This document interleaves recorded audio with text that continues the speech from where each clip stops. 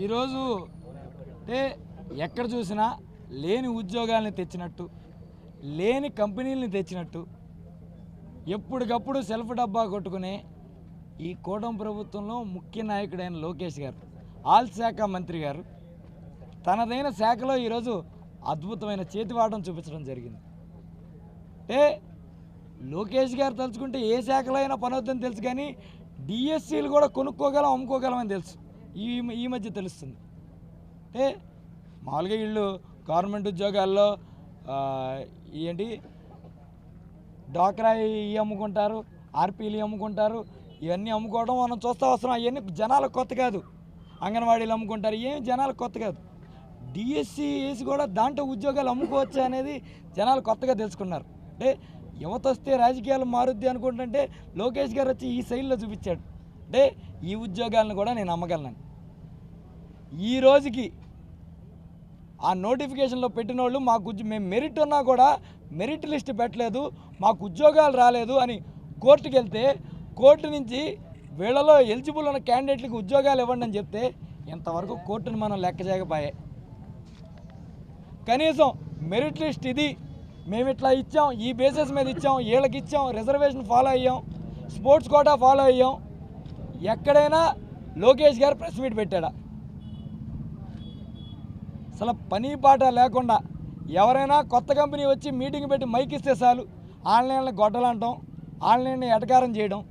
మనకోటి లేకపోయి ఆన్లైన్లో ఎటకారం చేస్తున్నాం లోకేష్ గారు.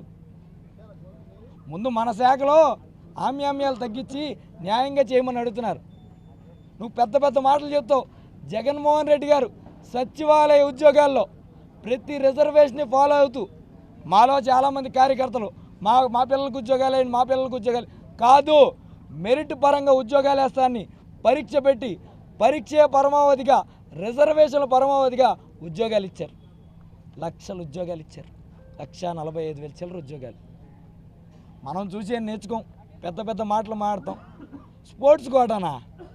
శాప్ చైర్మన్ పిలుద్దామా? మీ శాప్ చైర్మన్ని ఏం చేశాడు స్పోర్ట్స్ కోటాలో? స్పోర్ట్స్ కోటాలో నీకు డబ్బు ఇచ్చినోడి పేరు గోటింబిళ్ళు ఆడేవాడు ఒకడు, గోళీలు ఆడేవాడు ఒకడు, ఈ కూడా శాపలు వస్తాయా? ఎవడెవడు ఏ స్పోర్ట్ ఆడుతున్నాడు చూపించండి. రాత్రికి రాత్రి సర్టిఫికెట్లు పుట్టిస్తాలు, వాళ్ళకేమో ఉద్యోగాలు ఇస్తాలా? పేపర్ తయారు చేయడాలు, పేపర్ అమ్ముకోవడాలా? ఏ రోజైనా మన రాష్ట్ర వ్యవస్థలో మీ నాన్నగారు కూడా పరిపాలించారు, అంటే ఆయన ఎప్పుడు ఉద్యోగాలు వేయలేదు, అది వేరే విషయం. ఇట్లాంటి ఎంత నీచంగా ఎప్పుడు దిగజారిన పరిస్థితులు లేవు. మనమే ఏదైనా లో క్యాష్ అన్నారు ప్రతి ఒక్కళ్ళు మిమ్మల్ని. ఏంటో అనుకున్నాం, ఊరికే మొన్న మా రాంబాబు గారు ఊరికే అన్నారు అనుకున్నాం. నువ్వు లో క్యాష్ అని ప్రతి విషయంలో క్యాష్ తప్పితే మనకేం వద్దు, మంచి పేరు వద్దు, లేదా జన ఆదరణ వద్దు, మనకు క్యాష్ మాత్రమే కావాలనే విధంగా మీ పరిపాలన సాగుతుంది. లేదు ఇవన్నీ చేసుకోండి మేమేం లెక్క చేయనంటామా? ఖచ్చితంగా చెప్తున్నా, నాకు అధికారం ఇచ్చారు కదా నేను ఏమైనా చేయగలను అనుకున్నా నీలాంటి చాలామందిని ప్రజలు తుడిచిపెట్టేశారు. నీ రోజులు కూడా దగ్గరలోనే ఉందని తెలుసుకో. ఖచ్చితంగా వైఎస్ఆర్ కాంగ్రెస్ పార్టీ తరఫున యువజన విభాగం అలాగే స్టూడెంట్ విభాగం ఎప్పుడూ దీని మీద పోరాటం చేస్తూనే ఉంటాం. న్యాయం జరిగే వరకు దీన్ని వదిలేది లేదని తెలియజేస్తూ, అలాగే ఈరోజు ఈ కార్యక్రమం పాల్గొన్న జిల్లా నుంచి వచ్చిన ప్రతి ఒక్క యువజన విభాగంలో ఉన్న ప్రతి ఒక్క సభ్యుడికి, అధ్యక్షులకి, అలాగే స్టూడెంట్ విభాగంలో ఉన్న ప్రతి ఒక్క సభ్యుడికి, అధ్యక్షుడికి పేరు పేరున ధన్యవాదాలు తెలియజేస్తాను. కూటమి ప్రభుత్వం అధికారంలోకి వచ్చిన తర్వాత ఈ రాష్ట్రంలో నిరుద్యోగులకి శుభవార్త చెప్తున్నామని చెప్పి మెగా డిఎస్సి అనౌన్స్ చేసి పరీక్షలు నిర్వహించిన తర్వాత రిజల్ట్స్ రావడంతోనే ఇది శుభవార్త కాదు, పెద్ద స్కామ్ అని చెప్పి నిరూపిస్తా ఈరోజు కూటమి ప్రభుత్వ వైఖరి బయటపడతా ఉంది. ఎందుకంటే అందరూ తెలుసుకోవాల్సిన విషయం ఏంటంటే ఎవరైతే క్వశ్చన్ పేపర్ ఆన్లైన్లో అప్లోడ్ చేస్తారో అతనికి ఈ రాష్ట్రంలో సోషల్ స్టడీస్ అట్లాగే ఇంకో లిటరేచర్ అనుకుంటా, సోషల్లోనేమో మొదటి ర్యాంక్ అంట, ఆ లిటరేచర్ తెలుగు ఏదో రాసినట్టున్నాడు, అందులోనేమో 6వ ర్యాంక్ అంట. ఇదేంటని అడిగితే వాళ్ళు చెప్పే సమాధానం ఏంటంటే అతనికి ఉద్యోగం ఇవ్వాలి కదా, మరి ఫస్ట్ ర్యాంక్ వచ్చింది, ఇంకో దాంట్లోనేమో 6వ ర్యాంక్ వచ్చింది, ఉద్యోగం ఇవ్వాలి కదా అంటే వాళ్ళు చెప్పే సమాధానం ఏంటంటే అతను సర్టిఫికేట్లు పట్టుకురాలేదనో, టైంకి రాలేదనో, నేను వచ్చినప్పుడు నాకు నుంచి నమస్కారం పెట్టలేదనో అతనికి ఉద్యోగం ఇవ్వట్లేదని చెప్పి దొరికిపోయి ఇటువంటి కాకమ్మ కబుర్లు చెప్తున్నారు తప్ప ఎన్నో ఏళ్ల తరబడి కష్టపడి చదువుకుని ఒక ఇంట్లో ఒక ప్రభుత్వ ఉద్యోగం వస్తుందంటే ఇంటిళ్ళ పాది ఆర్థికంగా కుదురుకుంటుందని చెప్పి బంధువులు కానీ వాళ్ళతో పాటు ఉండేవాళ్ళు కూడా ఆర్థికంగా బాగుపడతారని చెప్పి మంచిగా చదివించుకుని ఉద్యోగం కోసం ఎదురు చూస్తున్న చిన్న చిన్న కుటుంబాలపై ఆశలపైన నీళ్లు చల్లి ఇటువంటి దారుణానికి పాల్పడింది మన కూటమి ప్రభుత్వం. ఇటువంటి దారుణాలు చేసింది కాక మళ్ళీ ఏమంటారంటే మీది గొడ్డల పార్టీ అని అంటున్నారు. ఎట్లా అవుతుంది? మీరు చేసేదేమో ఇటువంటి దారుణాలు. అంటే జగన్మోహన్ రెడ్డి గారు అధికారంలో ఉన్నప్పుడు సచివాలయాల ద్వారా 1,34,000 చిల్లర ఎంతో ఉద్యోగాలు ఇచ్చారు. 5 లక్షల దాకా వాలంటీర్ల వ్యవస్థను పెట్టారు. ఇవాళ వాలంటీర్ వ్యవస్థ ఏమో లేనే లేదు. 10,000 ఇస్తామని చెప్పి మోసం చేశారు. ఉగాది కానుక, ఉగాది పండగ చేసుకోండి అన్నాడు. ఇవాళ దాని గురించి మాట్లాడితే సమాధానం చెప్పేవాడు ఉండడు, క్వశ్చన్ అడుగుదామంటే కనపడేవాడు ఉండడు. ప్రతి దశలోనూ నిరుద్యోగుల్ని మోసం చేస్తూ ఉన్నారు. మరి మీదేమనాలి? ఎంత వెన్నుపోటు పొడుస్తున్నారు మీరు.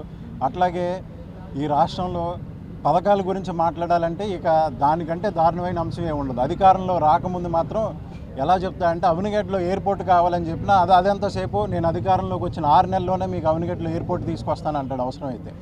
అధికారంలోకి వచ్చిన తర్వాత మాత్రం ఇటు జనానికి ఆశకి హద్దు ఉండవసరం లేదా? పిచ్చా ఇవన్నీ ఎలా కుదురుతాయి?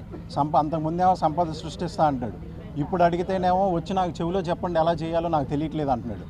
ఇటువంటి మాటలు మార్చే మాంత్రికుడు మీరైతే జగన్మోహన్ రెడ్డి గారు మాట పైన నిలబడి ఇచ్చిన మాట తప్పుకోకుండా మేనిఫెస్టోని ఒక ఖురాన్గా భగవద్గీతగా భావించి 5 ఏళ్ల పాటు పరిపాలన చేశారు. ఈరోజు మీ మధ్య మాకు వైఎస్ఆర్ కాంగ్రెస్ పార్టీ మధ్య జనం పూర్తిగా వ్యత్యాసాన్ని గమనిస్తూ ఉన్నారు. రాబోయే రోజుల్లో మళ్ళీ జగన్మోహన్ రెడ్డి గారికి పట్టాభిషేకం చేయడానికి సిద్ధంగా ఉన్నారని చెప్పి తెలియజేస్తూ, అట్లాగే ఈ అవకతవకలు లేకుండా పారదర్శకంగా మెరిట్ బేస్ మీద ఇన్నిసార్లు ఇప్పటికే 2 సార్లు 3 సార్లు మెరిట్ లిస్ట్ మార్చినట్టున్నారు. ఇటువంటి మోసాలు చేయకుండా నిరుద్యోగులకైనా కనీసం న్యాయం చేయాలని, అట్లాగూ అమరావతిలో కాంట్రాక్టులు మనయే, ఊళ్ళో మందు షాపులు మనయే, మట్టి ఇసుక మొత్తం మనమే దోచుకుంటాం. కనీసం పిల్లల ఉద్యోగాల్లోనైనా ఆ పనులు మానుకొని సక్రమంగా వాళ్ళకి ఉపయోగపడేలాగా చేయాలని చెప్పి వైఎస్ఆర్ కాంగ్రెస్ పార్టీ తరఫున డిమాండ్ చేస్తూ ఈరోజు ఈ కార్యక్రమంలో పాల్గొనే అవకాశం ఇచ్చినందుకు, అట్లాగే ఈ కార్యక్రమాన్ని విజయవంతం చేసినందుకు ప్రతి ఒక్కరికి, ముఖ్యంగా యువజన విభాగ నాయకులకి ప్రతి ఒక్కరికి ధన్యవాదాలు తెలుపుతూ సెలవు. కూటమి ప్రభుత్వం వచ్చిన దగ్గర నుంచి మనం ఏం మాట్లాడుకుంటున్నాం? ఆ స్కాము ఈ స్కాము, వాళ్ళని అరెస్ట్ చేశారు, వీళ్ళని అరెస్ట్ చేశారు.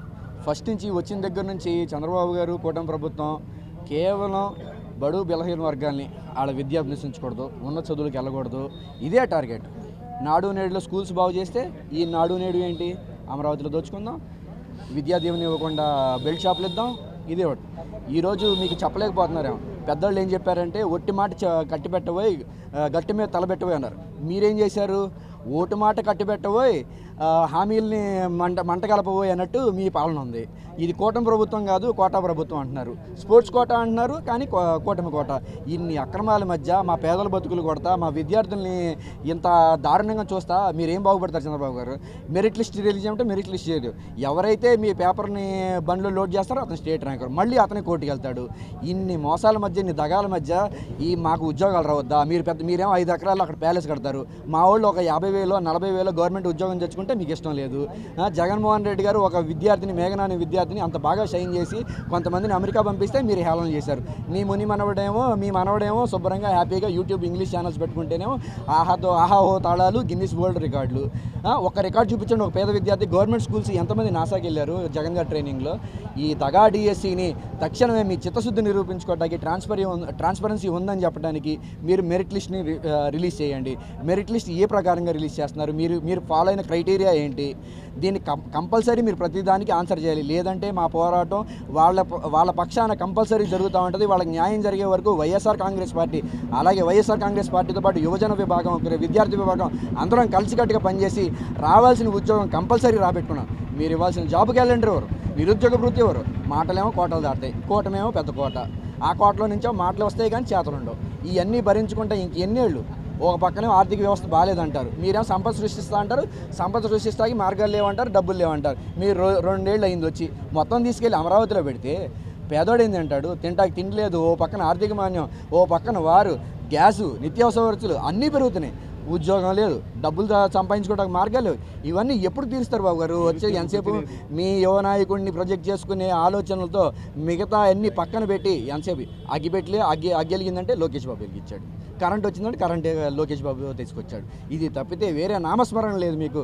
మీరు తక్షణంగా ప్రజల కోసం, విద్యార్థుల కోసం, వాళ్ళ భవిష్యత్తు కోసం పెడతా అన్న ప్రతి స్కీమ్ని ఇంప్లిమెంట్ చేయండి. మీరిచ్చిన హామీల్ని, మీ మేనిఫెస్టోని 100% అమలు చేసే బాధ్యత మీ పైన ఉంది. ఆ చిత్తశుద్ధి మీరు నిరూపించుకోండి. ఈ కార్యక్రమానికి వచ్చి విజయవంతం చేయడానికి మీరు చేసిన ప్రతి ఒక్క విభాగానికి ధన్యవాదాలు తెలుపుతున్నాను. వైఎస్ఆర్ కాంగ్రెస్ పార్టీ యువజన విభాగం, కృష్ణా జిల్లా విద్యార్థి విభాగం ఎప్పుడు ఈ పోరాటంలో కంపల్సరీ ముందుంటుంది. వాళ్ళకు ఉద్యోగాలు, ఆ మెరిట్ లిస్ట్ వచ్చే వరకు మాకు ఈ పోరాటం ఆగదు. డిఎస్సి అక్రమాలపై రాష్ట్ర వ్యాప్తంగా వైఎస్ఆర్సీపీ యువజన విభాగం ఆధ్వర్యంలో పెద్ద ఎత్తున నిరసనలు చేపట్టారు. అయితే ప్రస్తుతం మనం మచిలీపట్నంలో ఉన్నాం. మనతో పాటు మాట్లాడేందుకు వైఎస్ఆర్సీపీ మచిలీపట్నం నియోజకవర్గ వైసీపీ ఇన్ఛార్జ్ ఉన్నారు, పేరునికెట్టు. ఎట్లా చూస్తారంటే వైపున పెద్ద ఎత్తున అక్రమాలు జరిగాయి, ఆధారాలతో సహా బయటపెట్టిన పరిస్థితి. కానీ ఎక్కడ అక్రమాలు జరగలేదు, మేము చాలా అద్భుతంగా ఈ రిక్రూట్మెంట్ అనేది చేసామనేది కూడా అటు ప్రభుత్వం నుంచి చెప్తున్న పరిస్థితి. సరే, ఈరోజు చంద్రబాబు నాయుడు గారి పరిస్థితి గురించి నేను మీకేం కొత్తగా చెప్పేది లేదు. చూస్తున్న యావత్ జనానికి తెలుసు. వ్యవస్థల్ని మేనేజ్ చేయడంలో, దాన్ని అనుకూలంగా వాడుకోవడంలో, వాడుకుని లాభపడటంలో చంద్రబాబు నాయుడు గారిని మించి, ఆ తెలుగుదేశం పార్టీని మించి ఎవరు ఉండరు. మన కళ్ళారా మనం జగన్మోహన్ రెడ్డి గారు సచివాలయ ఉద్యోగాల్ని ఎంత నిక్కచ్చిగా ప్రాసెస్ అందరికీ ట్రాన్స్పరెంట్గా, ఎవరికైనా ప్రాసెస్ గురించి అర్థమయ్యే విధంగా ఉద్యోగాలు వేయడం చూసాం. కానీ ఈరోజు ఇదేం కర్మ నాకు అర్థం కావట్లా. ఎందుకు నీకు చేత కాకపోతే వేయకుండా వదిలేయాలి. డిఎస్సి వేసి దాని మీద కొన్ని సంవత్సరాలుగా వాళ్ళ లైఫ్ ఎక్స్పీరియన్స్ పెట్టి కష్టపడిన వాళ్ళని ఈరోజు మోసం చేసి కోర్టు వీళ్ళకి న్యాయం చేయండి అని ఇచ్చినా ఈరోజు పట్టించుకొని పరిస్థితి ఉంటే, వ్యవస్థలను ఇంతలా మేనేజ్ చేసి కోర్టుకు కూడా భయపడిన పరిస్థితిలో గవర్నమెంట్ నడుపుతున్నారంటే ఇంతకంటే దుర్భరం ఏమైనా ఉంటుందా అని నేను అడుగుతాను. ఈ మొత్తానికి సంబంధించి ఈ ప్రక్రియలో ఏదైతే ప్రశ్నాపత్రాలు తయారు చేసిన అందులో పనిచేసే ఎవరైతే నవీన్ ఉన్నారో అతనికి సోషల్ స్టడీస్లో స్టేట్ ఫస్ట్ వచ్చిన పరిస్థితి. కానీ అతనికి ఇక్కడ ఉద్యోగం ఇవ్వలేదు. ఇట్లా ఓవరాల్గా స్పోర్ట్స్ కోటాలో కూడా దాదాపుగా 421 మందికి ఉద్యోగాలు ఇచ్చారు. రకరకాల స్పోర్ట్స్ను జాబితాలో చేర్చిన పరిస్థితి. ఎప్పుడైనా చూసారా అట్లాంటి స్పోర్ట్స్ను? మీరు ఎప్పుడైనా విన్నారా?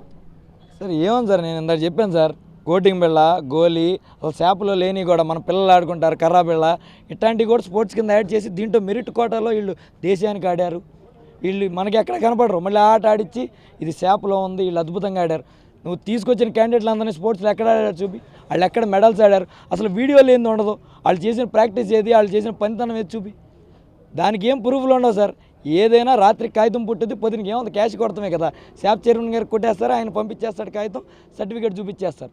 ఈరోజు మీరు ఆధారాలు అడిగినా చంద్రబాబు గారికి మావని ఎన్నుపోటు పొడిచి ఎన్నుపోటు పడవలేదని దండేసి వస్తూ ఉంటాడు. ఆయనకి ఆధారాలు అడిగి ఏం చేస్తారు సార్?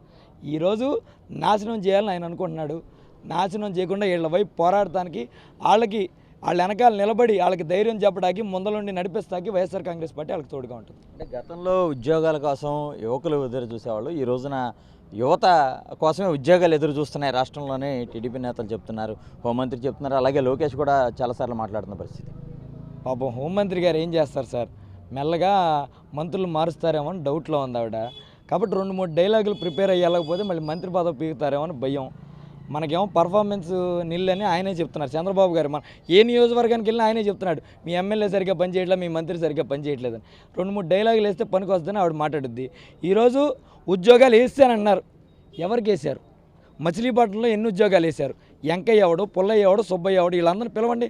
వెంకయ్య, పుల్లయ్య, సుబ్బయ్య వచ్చి అమ్మో లోకేష్ బాబు గారు వెంకయ్యకి, పుల్లయ్యకి, సుబ్బయ్యకి ఉద్యోగాలు ఇచ్చారని వాళ్ళ తల్లిదండ్రులు స్వీట్లు పెడితే మేము అందరూ తిని అబ్బో లోకేష్ బాబు ఉద్యోగాలు ఇచ్చాడు మేము చెప్తాం. తీసుకురండి. ఎవడో పేరు చెప్పరు. అదే అంటే మామూలుగా మా పవన్ కళ్యాణ్ గారు చెప్తా ఉంటారు ఎప్పుడైనా, సోర్సెస్ చెప్పారు నాకు, సెంట్రల్ గవర్నమెంట్ సోర్సెస్ అని. ఇక్కడ కూడా మనం హోంమంత్రి గారు చెప్పేది ఏంటంటే ఈ ఉద్యోగాలు వచ్చినాయి కూడా సోర్సెస్ చెప్తారు. ఆడు ఉద్యోగం ఉండడు, ఎవడు ఉద్యోగం చేస్తున్నాడు తెలియదు, ఆడెక్కడ ఉద్యోగం చేస్తున్నాడు తెలియదు. పలానా ఉద్యోగి ఇక్కడ ఉద్యోగం చేస్తున్నాడు, లేదా ఇక్కడ ఉద్యోగం ఇచ్చాం, ఈ కంపెనీలో ఇచ్చాం, ఇంత జీతం తీసుకున్నాడు, ఆయన చూపించండి, లిస్ట్ ఇవ్వండి.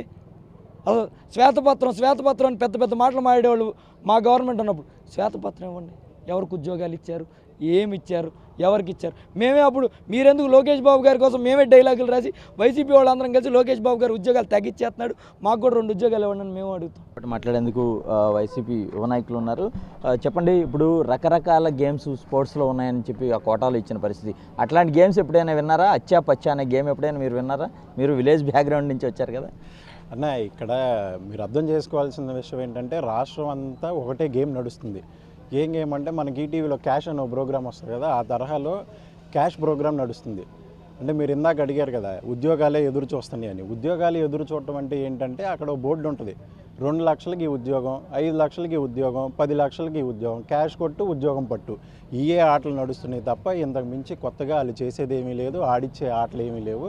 క్యాష్ పోటీలు మాత్రమే ఈ తెలుగుదేశం ప్రభుత్వంలో కానీ కూటమి ప్రభుత్వంలో కానీ నడిచే, అంతకు మించి ఏ ఆటలు ఏ గేమ్స్ నడవు. అంటే ఈ డిఎస్సి అక్రమాలపై యువజన విభాగం తరఫున ఎలాంటి పోరాటాలు చేయబోతున్నారు? ఖచ్చితంగా ఎప్పుడైతే కూటమి ప్రభుత్వం మేము మీకు శుభవార్త చెప్తున్నాం, మెగా డిఎస్సి రిలీజ్ చేస్తున్నామని చెప్పి అందరూ ఆనందపడండి, ఎగ్జామ్స్కి ప్రిపేర్ అవ్వండి అని చెప్పి ఈరోజు చూస్తేనేమో క్వశ్చన్ పేపరు ఎవరైతే అప్లోడ్ చేస్తారో వాళ్ళ దగ్గర పనిచేసే అతను ఎవరైతే అప్లోడ్ చేస్తాడో అతనికేమో మొదటి ర్యాంకులు, ఉద్యోగాలు మాత్రం ఇవ్వరు. గట్టిగా ప్రశ్నిస్తే మాకు నమస్కారం పెట్టలేదనో లేదా సర్టిఫికేట్లు పట్టుకురాలేదనో ఉద్యోగాలు ఇవ్వట్లేదని చెప్పి దొరికిపోయి కాకమ్మ కబుర్లు చెప్తున్నారు తప్ప చిత్తశుద్ధిగా నిజంగా చదువుకుని ఎన్నో ఆశలు పెట్టుకుని కుటుంబం అంతా ఆర్థికంగా కుదురుకుంటుందని ఎదురు చూసే కుటుంబాలన్నిటిపైన మోసం చేసి వాళ్ళని ఇంకా ఆర్థికంగా చిదిమేసిన ఈ ప్రభుత్వం పైన న్యాయం జరిగే వరకు కూడా ఖచ్చితంగా వైఎస్ఆర్ కాంగ్రెస్ పార్టీ తరఫున ఒక్క యువజన విభాగమే కాదు అన్ని విభాగాలు కూడా గలమెత్తుతాయి.